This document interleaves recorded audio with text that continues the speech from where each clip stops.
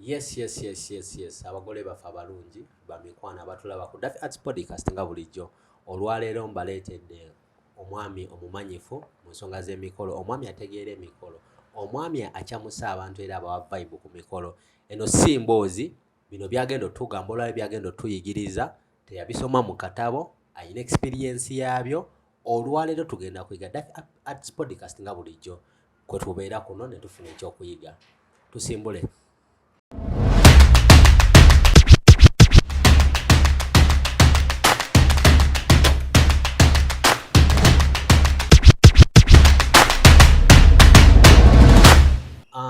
Omwami tuli naye wano. Mukama wange nsanyusa okulaba. Nange nsanyusa okusanga. Oli bulungi? Bulungi ekiro. Ndi fresh nnyo mukama. Obulamu bweyagala. Obulamu bweyagala alhamdulillah. Kyekisinga. Abadde ombuzeeko. Ebbanga ddene munnange naye I'm happy nti nkusanzeeko olunaku olwaleero. Naye kompisa nyumyemu n'abantu bo bano. Nange ne ngamba alina ekiteekamu ebiseera. Webale tuwa mukisa. Awo mukisa mbadde nyina oguba kubanga ebiseera ebisinga omukisa gugwe yabeera alina ogufuna. Kitegeeza kuba gwolina okubanga gwali guzina kusangaaza. Kitegeeza kyabanga okozesezza. Kituufu. Badde nsaba abantu baffe obeeyanjulire bakutegeera batakumanyi. Temanyira bakumanyi. Basebo ne bannyaba batulaba ku Daffy Broadcast erinnya eryange nze Kyakonye Kizayisa aka Ntula Bway. Omusonyi w'empere agikwagula kakube bazinye sebede byonna oba mbiteeke mu listi ye. Naye nga nsanyuka nnyo okuba nga mutuwagira sinze nzekka mpozi ne munnange Daffy okubanga mubeerako nga mutulaba ebbanga lyonna. Kituufu. Yes sir. Ndi musanyufu nnyo okubanga at least otwadde omukisa n'ojja. Amina sir. Kati omanyi njagala nnyo okumanya omuntu gy'atandikira lwa nsonga njagala nnyo omuntu amanye nti omuntu ekintu kyayogerako akinamu experience. Yes sir. Gwe wasalawo ddi mu industry y'emikolo n'ogamba nti nze ngenda beera katumwa oba ngenda kubeera omuntu omusanyusa ku mikolo. Gwe watandika ddi, watandikirawo? Emboozi esobola okubeera nga mpanvu nnyo naye ngenda gisala okufuna ekifaananyi ekirungi. Nze nali musambi wa kapiira kubanga kwe nasomera sijja kugamba nti kati kensamba ne ntambuzaako n'amasalawo mu kibuga. Then ndowooza we nali ntambuza emmere mu tawuni we nafuna omusajja yannyingiza ebyemikolo bamuyita Haji Waziri Stars. Big up on yourself brother. Yannyingiza emikolo egyo nantwalewo omusajja bamuyita Jolly Boy Events. Kati then mu Jolly Boy Events natandika okukachingira up nensinkana emikwano mingi. Kwa ebiseera ebisinga omuntu akwata n'asharinga part of his family kati nga gwe bw'okoze abantu bo bano n'ogamba kamukyazeeko anyumyeko nabo kati nabo baakikola. Kati then Jolly Boy yampa omukisa ne tuvaayo wa Jolly Boy ne tukola ekibiina bakiyita Dul Entertainment. Bamuyita Abudu ali awo ku tooli awo. Naye navaayo ngera omwana yenna akoze otuuka n'okula then nange nenkola ebyange. Kati bwete empere wenyinza oginyula mu bwangu wennakola ki wennagiyingira. Yes. Kati mbadde njagala kumanya mukolo ki gwasooka okukola? Omukolo gwe nasooka okukola gwali gwa waka mu kyalo eyo ebukojja waffe wa muzeeyi mukyala. Serebye kayimba sitya lose yali akyalika awo nga yakuba sitya lose nejambo nebyanyumira naye biseere byate ndowooza mu Jolly Boy bali tebannampa mukisa naye bandaga ekifaananyi oba omufunye ndowooza kuba kati ewa Jolly Boy ojjukira yalinga boss nga kizibu okutandika okukola nga tonnabikwata. Naye kati ate eno nenzija nfuna omwogezi ne banteekamu opika nti awo bisobola tukolawo osobola okwekyanga ku district. Bagenda n'enkobera ekigere mu ttaka okusaza ne baŋŋamba wayitirira katukutwala okuba ne ku kyalo Japan. Awo n'ofuna motivation. Kati then awo ne ntandika ate okufunira emirimu mu Jolly Boy naye ng'omukolo ogwasooka nagukola mu kyalo ewaffe. Gwali munyuvu nnyo kyanyumira nali emmere. Nali emmere mbudde. Wali emmere mu budde. Ebyayagala. Ate munaye tuli akamere. Akamere kalala. Naye kati ate kyewuunyisizza abantu abasinga bafuna challenges nga bakatandika. Naye ate omukolo gwasooka okukola ate tewafunamu challenges oba wazifunamu? Challenges za pricing wabaawo ezibeera basic nga za mulimu. Ontegeera nga tezihitinga ku muntu naturally nga tezisobola kukosa nnyo zoogerako.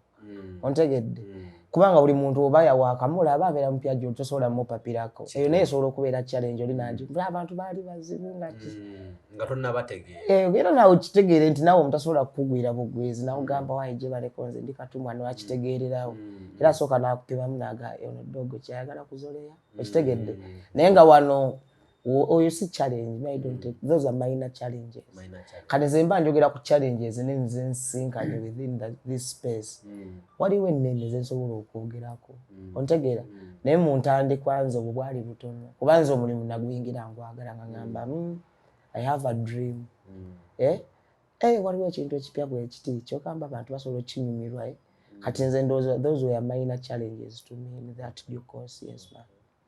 So kati neewuunya okuba nga wafuuka katuma n'otabeera mukubi wa bifaananyi n'otabeera decorator n'otabeera lwaki wasalawo ekyo? Okuva edda nali amazina gaali mwegali ng'era ku ssomero nkyankalanya tewagendako ku maybe for training okuzina biki ebyo? Nakirinanga passion ng'omuntu nga nsobola okulaba akazina nenkeegoma nemala neŋŋamba nomala nokakwata nja kukayiiya because kati ate oyinza n'okuŋŋamba okunjigiriza okuzina n'onvaako obukuba n'oyagala okunzita nja kufiirako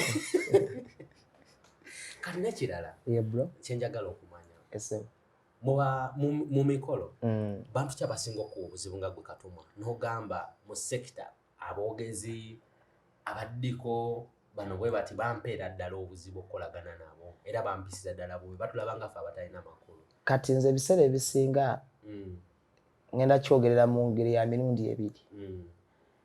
Emirembe giri egyasooka kyalingawo ontegeera kubanga byalingamu okwegulumiza n'okwemanya nti nze nsinga bampadde obuvunaanyizibwa bwe buti nze kabaka. Naye ate omulembe guno gwe tuliko kati gugenzemu kye bayita professionalism nti kirimu okugamba nti oyo asinga ekyokukola akimanyi.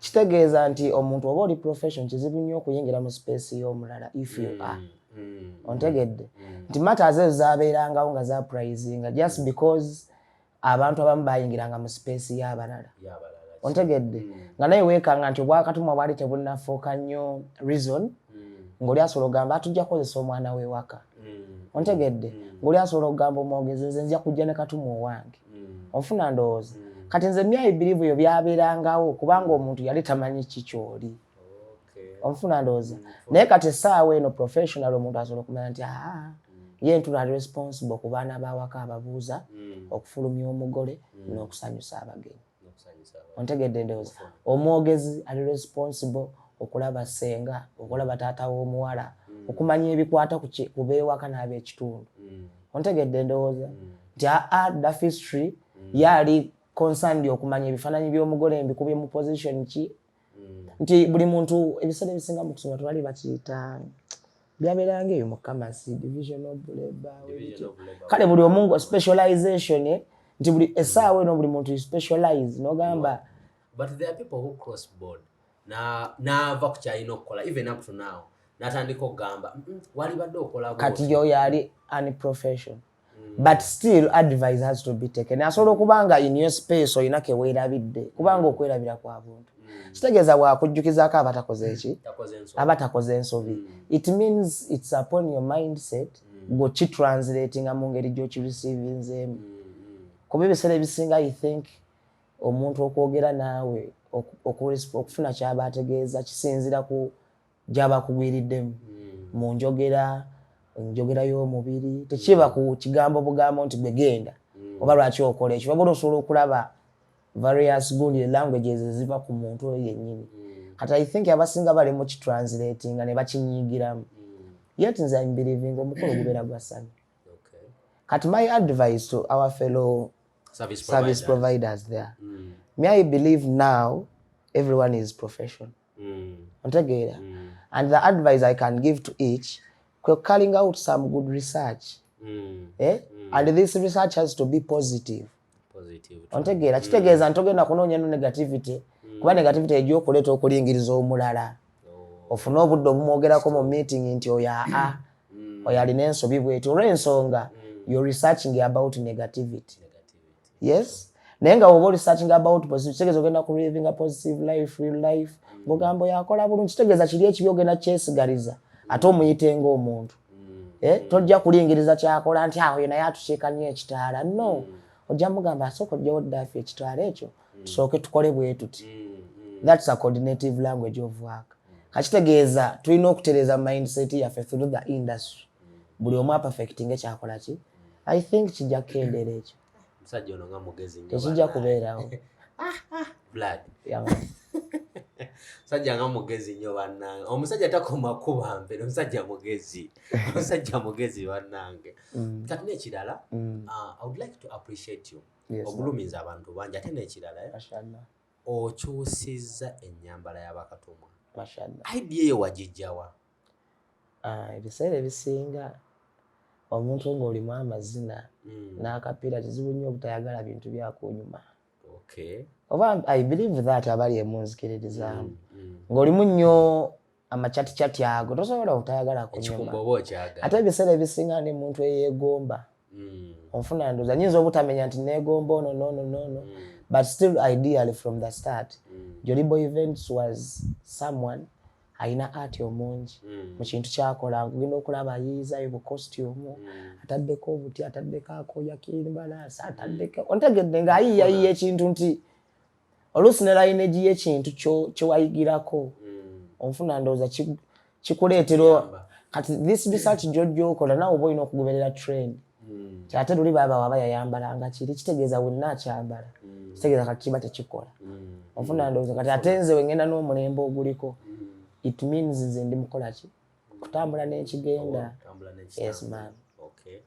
Awo nkufuna kati n'omuntu ali eyo yalegadde okumanya gwe mu mikolo ozannya paati ki kubanga abasinga bamanyi Katumwa alina kuzina kitegeera kati nali agadde omugole ali eyo amanye nti Katumwa si wa mazina gokka alina ebyokukola ebirala gana amazina galinga nnyongeza mbadde nsaba oba nnyonnyolera olyo mu mikolo. Kati ebiseera ebisinga kino ekifaananyi kankinyonnyole mu bwa Katumwa ffenna kuba siri Katumwa nzekka ttiimu nnyingi abavubuka bangi.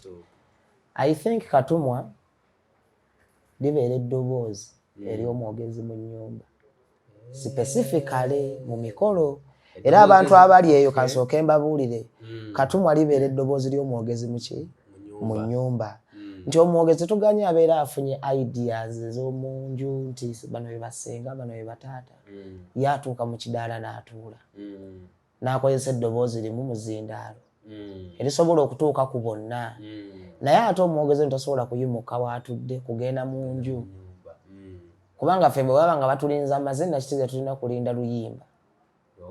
Ontegedde ndowooza kati ffe tubeera eddoboozi ly'omwogezi mu nnyumba nti oluusi waabeera tatuuse ffe abakola ki ffe abatuukawo nti genda ojjukiza omugole nti kati ebirabo bituuse genda ojjukiza omugole nti kati abako batuuse genda ogamba omugole tuzzaako bwe kiti senga namugambye bwenti ne bwenti genda omugambe bwoti kati abantu oluusi oba kikyusiza kyekiri kyeŋŋamba nti abamu tebamanyi kyakukola ate obuvunaanyizibwa ne babweteekako kubanga tebaagala kuzuula kituufu bamazima ofuna ndowooza nti nekisigala nga bo kibalumiriza nga bamanyi tulina kuba dansi yekka but I think naffe tubeera mu fomula y'omukolo kuba we play a role ontegedde jjukira ffe olumala jjukira y'omwogezi wamala okwasaganya ab'omu nnyumba ffe tukwasaganya abagenda okubuuza kubanga ffe abagenda obbakulembera naye kiba kya buswavu nnyo okukulembera abantu ate abagenda okukola ebyobuswavu gyegyo emikolo oluusi gye tulaba egitrendinga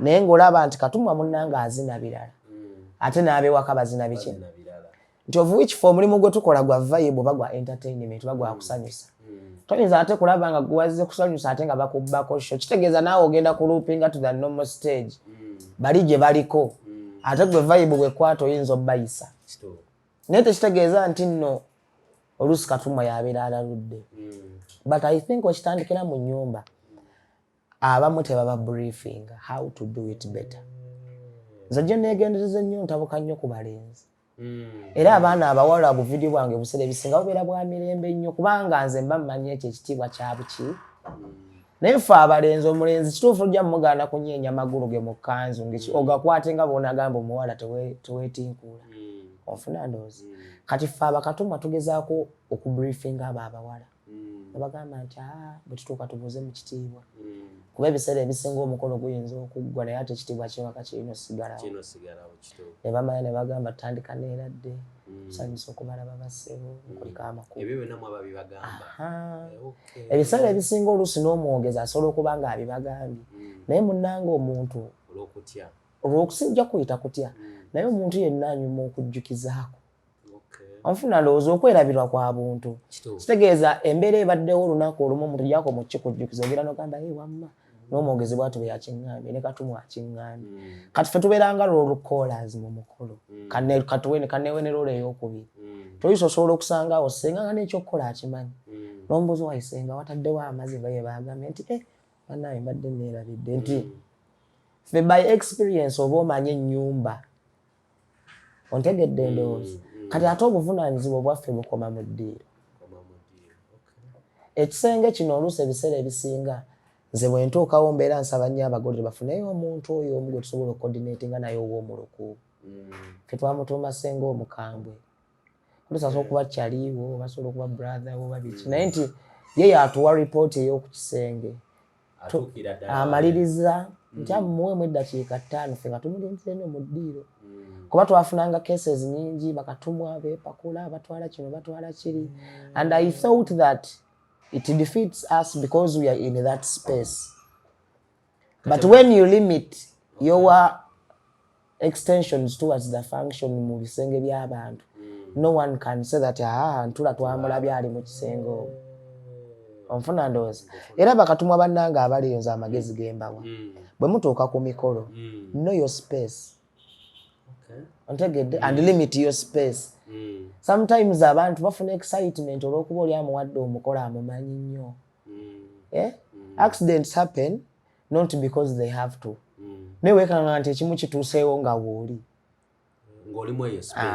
kati onaaganira wa sweetest boy waalina okubeera owa kamera ye bamulaba ali ku kamera ye tebajja kugamba nti noki naye kati ate gwe oli mu kisenge ky'omugole ye wali emikolo oba ye wali ababuuza ontegedde ndowooza nti we should limit that. I'm not saying there are personalities who do so naye me I believe how to control it, let's know our spaces and each service provider kobe mutimbi kobe ki know your space on the function kubanga omuntu asobola okubbiikiriza oba si kyo omuntu asobola okujja nabba and they say nti twalabye oyo awo you won't deny. Yes bro. Wow, what a good explanation.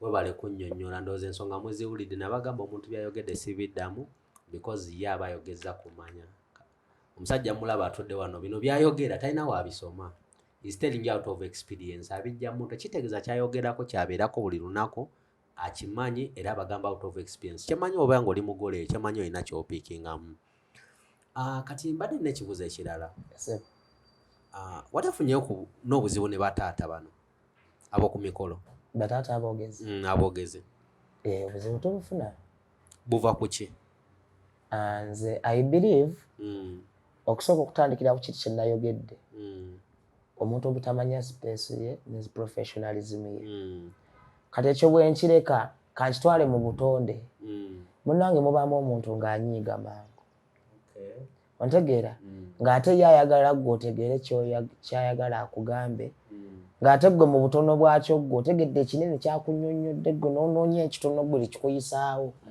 n'agaana okitegeera onfuna ndowooza ebiseera ebisinga bataata betusinkana kati ffe nga bakatumwa obuzibu tufuna mu bataata ebiseera ebisinga abamu babeera ne bakatumwa baabwe ontegeera of which nze nkinsanyusa kubanga munange they are giving a chance to that one who need it ontegedde ndowooza naye kye bagaana okurealizinga nti kwolwo ate omukisa gwali gwaffe abazze nga balina kukola nammwe kati weekanga nga oli akuteekako hatred ng'alaba gwe byokola biringa ebitaliyo olw'ensonga yayina owe gwafiiri nga gwasobola okugamba gwe jangu opanga ebirabo wano gwe jangu okole kino which is okay kuba buli muntu abaako ne format flow gyakolamu emirimu gye but me I believe nze ku mikolo siriiwo okupanga birabo ontegedde I'm an entertainer I have to keep people's eyes busy with fun and vibe. Kitegeeza when nafunira obudde obustudio ebiraba abakogwe baleese, it means ndi siri mu space yange. Eyinza okuba nga sitebadde nnyo reason to cut it short. Ebiseera ebisinga bataata abo banyiga olw'ensonga ffe tetukola buvunaanyizibwa bw'ekifaananyi kye baayigiramu kye bakola. Ontegedde kuba nze now specifically nze I focus on what I do on a function. You focus on what you do on a function. And what I have to do. Ontegeera ndoozi. Togenda kunsuubira kunsanga nga mobilizing line musimbe wano nedda. Okitegeeza nze so omulimu gwa event plan oba asha. Nyingiridde kati Ntula onsange nti ate nsiimuula. Oba nantuuka okuntuma abasawo. Ngate musawo tubadde tusiimuula naye wano. It means I'm not in my space. Kati ebiseera ebisinga me I think baddadi bano tufunamu obuzibu nabo kubanga kyabika ffenna tuba mu spaces zaffe. Ontegeera ate nga tetusobola kutegeeragana. But I think omukolo engeri gye guba nti buli omu yazze kukola kiki. Era gumala ne gunormalizing. But the best thing wabaawo awangudde. Naye noga ekituufu nkubuulireko omusajja kye yabadde nga akyaka yabadde omutuufu. Nabadde nnyina omumutegeera mu kiki. Kati ebiseera ebisinga ebyo nawe bibirawo matters arising from the start. Wekanga ne vibe y'omukolo DJ wano akuba akayimba tasobola kusudiya. Tasobola kugamba abantu kuba ngalo kuba kimulimu eri. Ekigatta enkola y'abantu n'okunyiga amangu. Ontegeera kati kimusigalamu eri.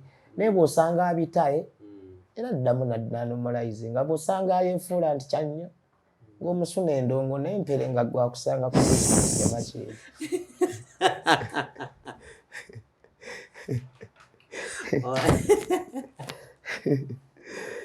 Sweetest boy in the land. Oh, mwana Ntula. Yes, man.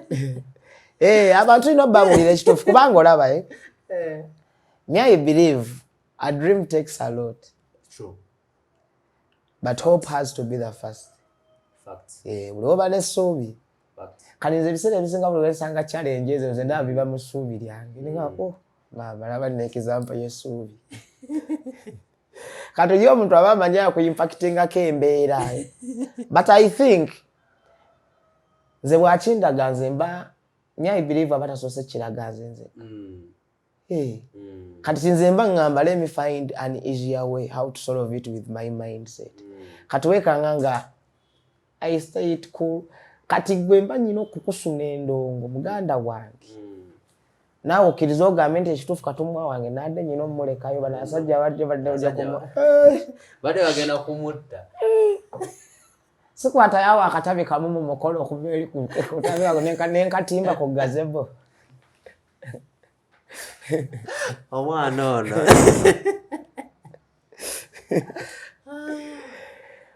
Kati mukolo Ntula.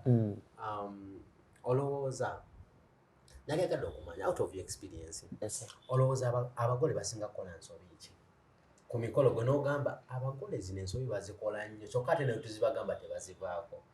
Banajagala bawulirize ku ddoboozi lyo at least. Nze I believe omugole aba mugole. Omugole ono ajja n'atusiigira ekifaananyi kyayagala omukolo gwe gubeeremu.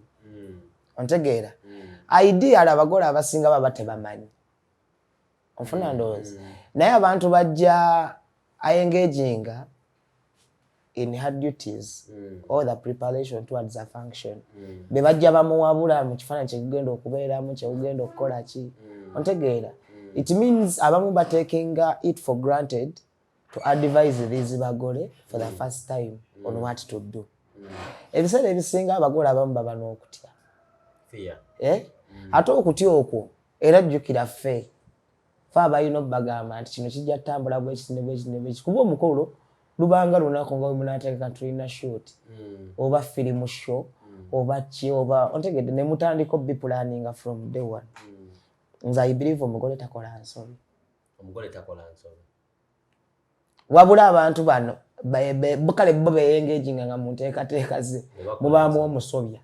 Sijja kugamba bonna nti mubaba bansobi kubanga baba bakoze ebyo bitulabako. Naye omugole nze takola nsobi gyendi. She just needs advice and right advice. That's why sometimes abamu opting ogenda ba event planners. And me I give big up to event planners who are giving out some good work in Uganda. Nti they try to do some good research on those who can perfect in each environment on the function. Ontegedde abantu abagende bamne bamanya katwano mu mpere Ntula katwano mu kifaananyi dafi artistry katwano mu kidongo gundi wano mu gundi nti newekanga nti buli omu atukira mu time akola ku mugole mu time. I think tewali mugole gwe bagenda kwekwasanga everything is okay. Nzam on time. Daff is on time. Everyone is on time. Omugole agenda kola nsobi ki. Advise yo jidina nti wano wonabo ofuluma. Ekifaananyi pose bwet. Wantu tagayo pose bwet. Wantu dayo bwot. Jukira nange nyingira mu role ne mani nga mugole wantu ja controlling abantu bwe bati. Wano soke tufune ekifaananyi bwet. Omugole takola nso. The pose ensobi gye bakola. On the choice of the songs. Then as I think, ensobi eyongera okubeerawo ng'ate abamu bamputtu. Mputtu. They don't take advice. Senyize. But when they are advised about the fact abamu banyiga n'akiteeka munyate feeling eri omukolo gwange bannange waliyo n'emikolo gy'abalala. Ontegedde it means ogwabala gujja kunyuma ate ng'ogwo gwagaana kubanga tuteekinza advice eyo. Me I believe kati abagole let's trust people we do give this work. Naye era trust yeyo nawe gye generaling ne advice y'abala gikoleko research. Ontegedde ogambe nti nesize bangambye Ntula yasinga mu mpere ayina errors ki eziri minors esigalize. Ontegedde gweddemu reflecting 90% of what you wanted from Ntula Bway. It means togenda kunyiga naye tebagenda kugamba nti omugole ayina ensobi. Yes man. Me I believe the advice in between.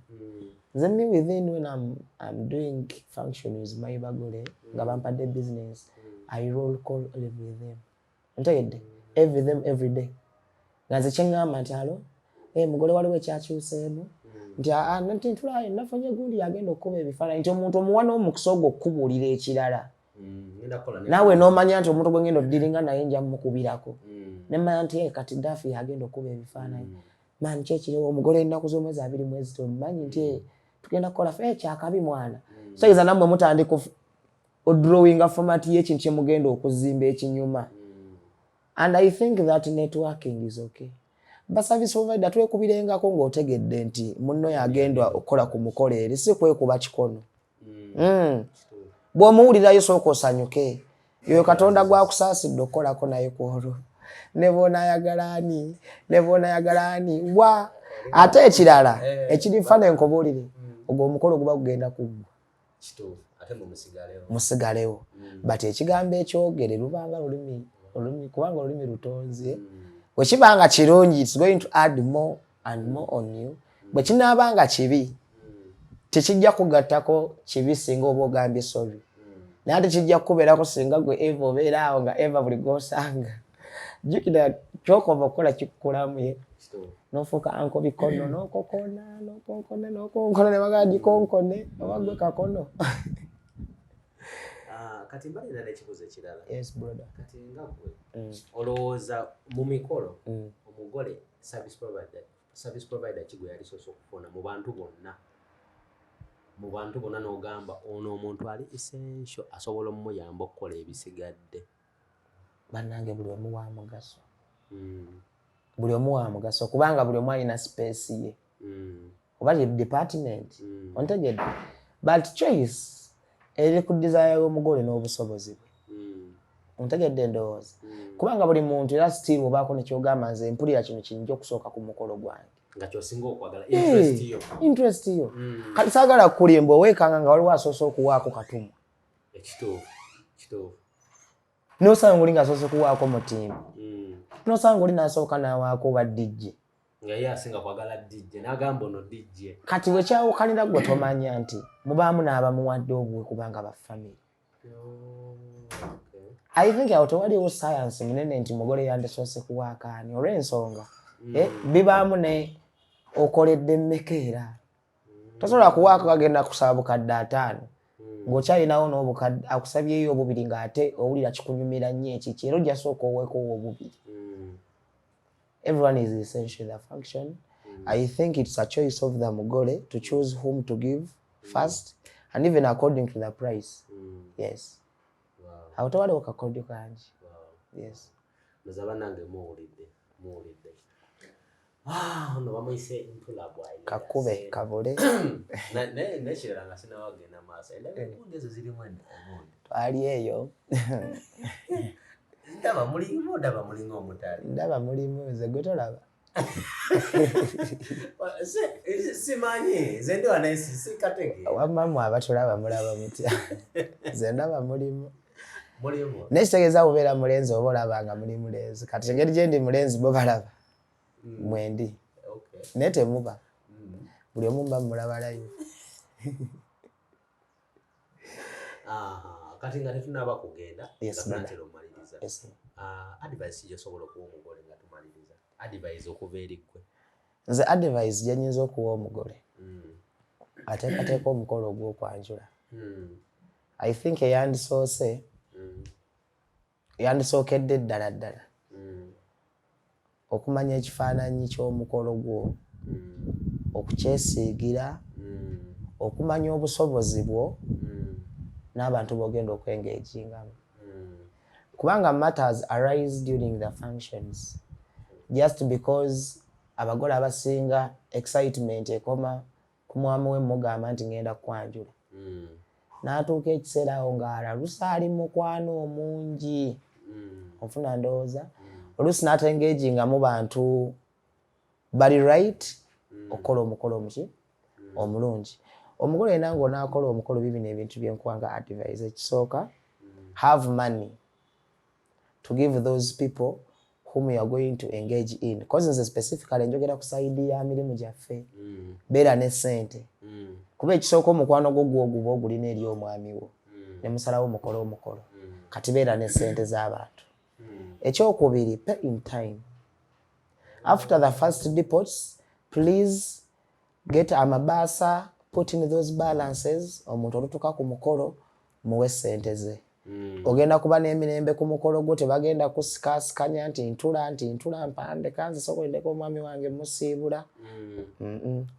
Ekyokusatu, I think n'omukolo nawe guba gugwo nawe obeera service provider ku olwo. Omugole? Kati abolewo gw'obeera omugole. Tekisoboka. Tukomye kubeera bagole bokka. Let's engage in ourselves in those activities. Ogambe nti nze mutima ogwange naye kaneshaping. Ngambe nti nkolako. Kamugambe bambikozesa eddakiika 10. Aleke kubanga akulwako just because gwomanyi nti akukolako yasinga. Asobola okumalako eddakiika 2 yeti mu kidaala abako baatuse essaawa 11. It means there is time delay. Kitegeeza naawe nga ggwe omuntu service provider for omukolo gwogusse. Bambi. Anaye nakayogedde akanyumidde. Nti omugole naye abeera service provider koko. Amma nnimbye. Akombadde sikamanyi. Twogedde ku challenges. Challenges tuzogeddeko abagole ze bafuna. Challenge abagole ze bafuna. Gwe zofuna. Nze ze nfuna ku bagole. Abamu bakambwe. Just nga nno bakambwe olw'ensonga ne mu kika kyabwe babawaana. Oyo munaamusobola. Ntulabeka naawe. Ebyaddala ng'omanyi omugole ng'agamba nkale ate ebiseera ebisinga ffe abatuwa emirimu baba bangi. Basobola okubaawo nga waliwo omuvubuka mu kika nga mugagga alinamu kasente ali mu America n'akusindikira akasente. Nanga nina omukolo gwa mwannyinaze biki. Njagala ogenda obansanyusize. Ngenda kusindikira ennamba ye. Ngenda okuwulira mwannyinaze gwakusindikidde nga mukambwe. Kanize mulimu gwange sobola kulaba bukambwe obwo naye era abakambwe waliwo gwolaba. Naye due to experience me, I see it neither challenge to me. Kubanze me I believe tosobola kuwompona after that long day. Yeah. 24 hours are enough for me. okuproving and tonyiganga nako wabula olina bizibu byo. Eyo challenge esooka abamu munnange banyiivu naye kati nkyogeredde mu kifaananyi kyabwe akatumwa si nze nzekka. Nti abagole abamu munnange banyiigira abaana abo. Oluusi nze nsobola okuba nga nfuna omukisa abantu abasinga ne bandaba bangi ne bampa emikolo mingi naye waliwo omwana eyo alwana okufuuka owakabi. Ontegedde naye ng'ate abagole bababoggolera n'atukesera ng'alaba omulimu gwakola gulinga ogutaliimu. Me I think nabo banoonya muwogo, si muwogo yekka. Kiyinza okuba nga kyekifaananyi nabo kye basiga ne bagamba naffe twegomba okubeera bwe tuti. Cause naffe tukyalina okuwasa. Ate nze ngenda okuba empere ku mukolo ogwange. Kalondoozi kesi yeemu alina okukola omukolo. Kyogamba yagenda okwogerera omukolo gwe. Kati ezo challenge tezikoma mu field yaffe ey'obwakatumwa eri ku bagole bokka naye ne nze kankyogere mu service provision kyonna. Abantu abamu batukambuwalira. Ontegedde munnange n'anyiiga ate ekirala kye ngenda okukkaatirizaako ensonga. Some of them with all due respect tusiima nnyo emirimu gye mukola ki gye mutuwa. But munnange abamu baba ne mindset eringanga ku 20% nga balowooza nti munnange bw'aba akuwadde omulimu kati alina okufuga enkulayo embeera zo ky'oli ne ky'ogenda okubeera in one day. No. Oba onfunye. Oli n'akusanga olw'okuba yakuwadde omukolo tugeze gwa mitwalo 5 oba kakadde oba 2. Ezo ssente kubanga I'm going to give out service. Naye tekikunneetaagisa kundyebuula kitiibwa kundabanga mwana muto. Gwe mwogezi jangu. No. Respect. Mwami kalondoozi jangu. I'm doing service provision. Kitegeeza nti service yange weba teriiwo ne ssente zisobola zisigaza tezigenda kwogera. Ontegedde ndowooza. Let's give these people with deal respect. Kubanga osobola okukozesa omwogezi nga gw'oli mugole naye nga gwe wasoma bubazi. Naye ng'omwogezi mugagga naye nga just akikola because of akyagala. Gwe n'omuyisaamu amaaso ne weesobya mu maketi y'entebe. Oba onfuna. Abantu abamu bwe babeera abagole bafunamu kamanyiiro. It's not good. I love the fact that Ntula, you've mentored so many kids. Benda about trending and government or no. Mashallah. Like where did you get that heart? No government at least kambe kabantu wenjigiriza. Ngana obalabo bonyimiriza mno gamba bana aba. Ebisale ebisinga nze. Naye Katonda ndowooza gwe nyiza kiddiza. Kubanga olaba wabaawo era ebinyiiza wabaawo n'ebijja naye era kulasi obanga Katonda yagamba oli ekyo ne wobuufa otya. Ne bw'okyewala nti waliwo bitwewala emabbali bwebiti naye nga ge mazima. N'ogeetooloola era nga kulasi ge gakutuusaawo. Nze I believe okuyamba kibeera mu muntu. Ontegedde aye tebakyenyumirizaamu. Just weesanga okikoze repetitively oli najja ne mukolagana n'agenda. N'ogamba onenze mbamazi. Ate ogenda okulaba wali wazze ng'agamba gombisaawo. Naawe n'okiraba nga opportunity ogirina n'omwokya naye n'akuyisaawo. Kitegeeza nti aba takuyisizzaawo wabula okugenda kwe wasobola okuba nga naye alina omulago yalina okukwata ku mukono naye ng'ayise muggo. Okitegedde it means teri muntu agenda for just difficulties oba ebibi byokka. Wabula I believe buli muntu agenda because there is at least another chance he or she has to give to someone else. Yes. Kati ebyozi kyo kyeyinzijira mu mutwe buli kaseera mbagamba ate bwe nnyima onoomukisa naye kitegeeza bw'ali gufuna mu ngeri yonna ajja kumujjukiza kiri nti oyo Ntula yannyima. Naye bw'osigala ng'omuwana yagira agamba nange wali nayitawo kaweweeva tugende tukube tusabule. Kubanga ebisigadde weaknesses za buntu. Buli muntu alina ensobi ze ez'obuntu. Yes. Kitegeeza ebyo bya bulijjo buli omu abikola. Yes. Naye woba olina omukisa oguyamba pave way to those who need help. Give opportunities to those who need opportunities. Give money to those you see who need money. You'll be best. Kati Katumu. Ntula Bway. Yes, man. Legacy. One of the best Katumas in Uganda. First district yawe eri jina kugaga. Much in the jeriyo. simanyi gwayinza okungamba naye njagala ombuli eyo worst experience kikwata oyinza kungamba okuva lwe watandika obwakatuma tofunangayo yo worst nogamba wabula wano nali mbivuddemu nali mbitadde okubivaamu sikirowoozangako ne kale ekyakunyiga siraapu bantenkamuka okusiraapu senga yakuoli yankamuka okusiraapu mbu kati naye ninga lwenkukubye oluwulira olulaba kyewuunyisa oli sweetest boy onderenzi bakutemya oluyi bepata senga yakuba siraapu mwana yantema oluyi gwe naye ebyo ate kati teyali challenge eyo teyali challenge era kale we're talking about experiences no kati eyo yogeda ate nange mpulidde nkutte ku mutima nenga oluyi olumanyi ng'oli muntu ekukuddeko n'akooya ku mutima naye tokyaliwo dda si kati naye nze I believe gwali gunsinga nti saali mu space yange okay within this time we nakizuulira namwakiramu byali byadda ekitegeera n'alunteekamu awo mpozi ekirala oba waliwo omuvubuka eyankuba ekikonde omukolo ku mutwe kivubuka kimitiyaneeyo era kyemmanyi ate katona interview eryose nejja mbadde nga sibyogerangako nnyo ate eno abagole be nakolera I think they took it nti nimba cause there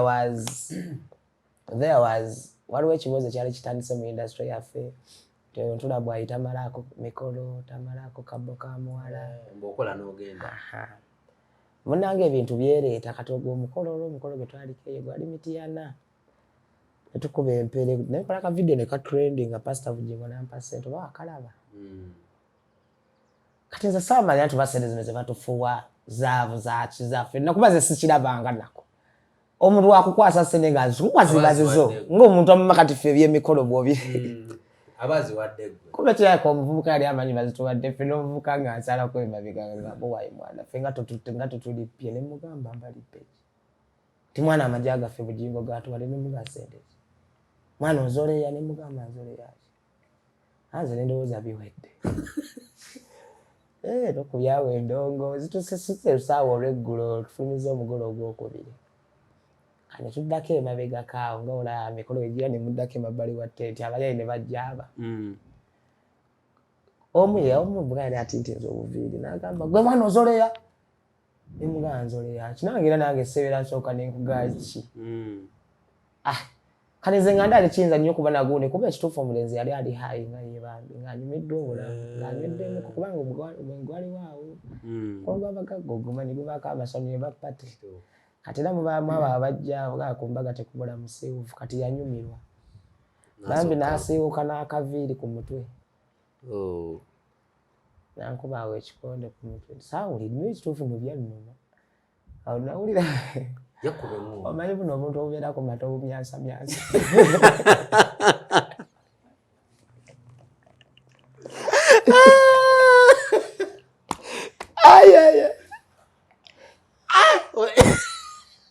naye nga soboze kulaba nyimiridde bwe nti neekaza naye nga mbuula babumyansa bwe muti mu maaso bengabaaba mukuba kati ate okumanya ebintu byetubiikiriza nemmanja balansi wange nenvaawo ku mukolo kyokka ate ekituufu nekijjayo kiri nti simalaako mikolo kuba kabbo ka muwala saamufulumya waliwo awo mukwano gwange bamuyita Ryan Makeup it was even my first time meeting him netunyumyamuko yeyanvuga n'emmotoka ye n'antwala mu ddwaliro awo ebbunga nga nzizaayo ewaka alakalwalo bakayita access clinic naye lwakuba kirabika nze embeera fane nze bwe nnyumya ekintu ekintuuseeko abantu baba balowooza oba lwali kati oli atuuka ekisa nalabanga nze akinyumiza inaleze style oba inaleze we ontegedde kyova olaba nze ku status zange siteekayo nti amusiiki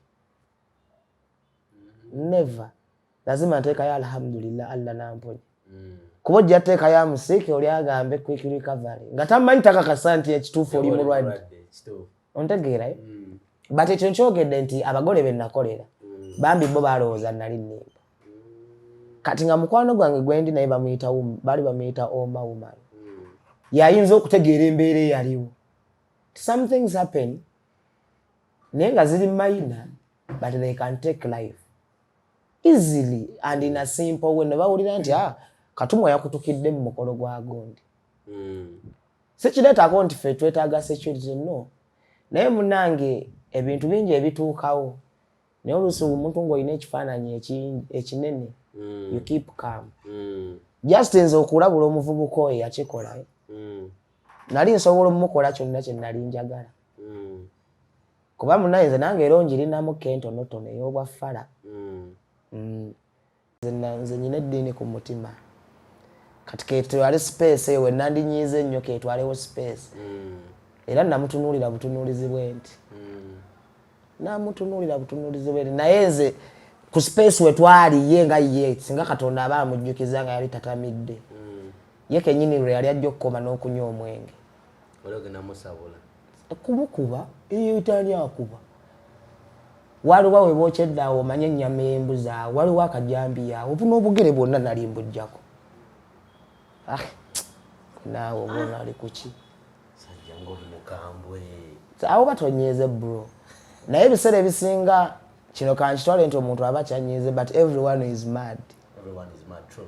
Kati wabaawo olaba nkubule ne woba otokyalinza omwana omuto nga takusobola waliwo ekintu kyasobola okukukola naawe n'ofuna entiisa ku mutima n'ogamba ono omwana abadde asobola okunzita. Forgetting kati sometimes abantu ababeera happy they are taken for granted because it's not our option to be sad always. Naye omuntu afunayo chance enyiiga abasobola gwoba osigadde kuwaayira kugamba nti awe tasobola kikola kullo ne bagamba nti awe Kalondozi tasobola kikola. Kalondozi yakoze eki yamutamyeko obugere ekyo tasobola kukikola. Kalondozi bamusibidde watugende mujjeyo naye nga nze nabujjeeko tokyabulina. That's why sometimes munange abantu nze nalinamu munange okuzoleya n'okumanyira naye mbikomya. Abantu abasinga we lose things in life sincerely like that. Nesanga oli bamukubye bamugjeemu erinnyo oli munne bamulumyeko okutunza okutunku kulumako mukwano nga nakuusa obulungi saawa kummanyira onkuba nenkuswama n'omuggo omuganda onkuba ebikonde ku kkubo onfuna n'onkuba ebikonde mu tawuni mu kasitense ne bulungi nnyo nenkuswama n'omuggo gwange nkola nganda gwewome nekugamba oddangayo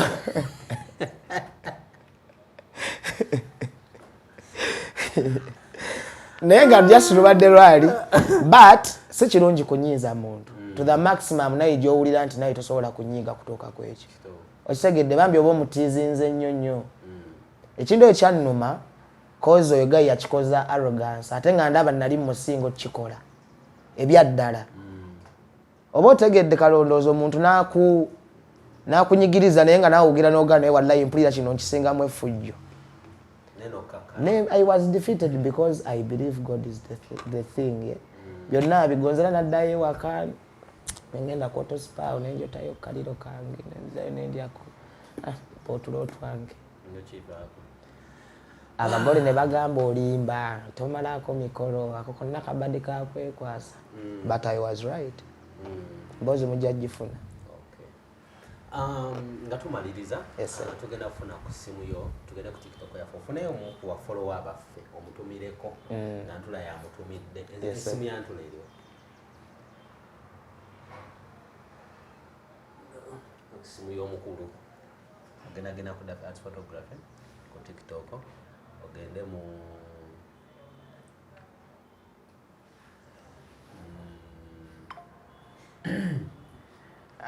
Kalondozi ekirungi Ntula wano waka kati twagala kukola interview kujejjako we can always come and update.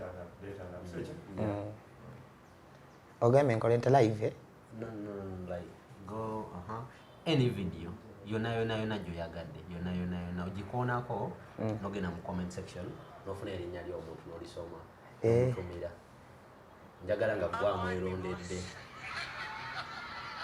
agwe mbintu amanye nti Ntula yakutumidde kanonye akaana